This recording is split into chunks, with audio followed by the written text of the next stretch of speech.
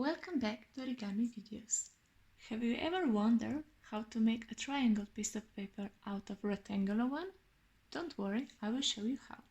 So start with a rectangular piece of paper. I'm using A4 format, and you will start by folding your paper in half on this middle line. So fold it in half, align corners to corners on both sides, and once you have it, just press your paper down like so.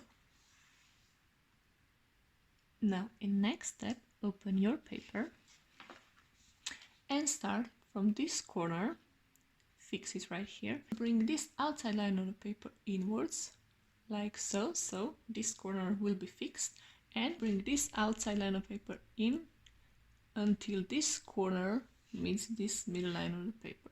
So bring it in.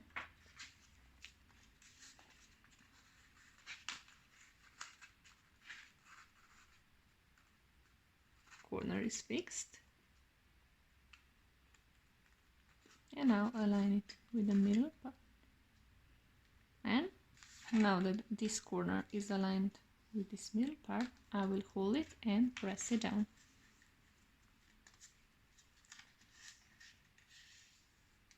Like so. In the next step, I will fold this part of the paper. So from this corner, and we bring this part of the paper inwards until this line right here.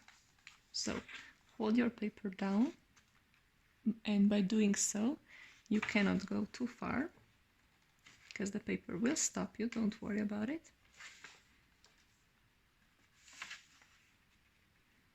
And now align it with this outside line. And once you have it, just press it down real firmly.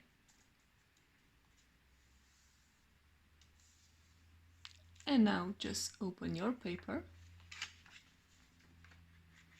and cut it on these two lines, and you will have a triangle.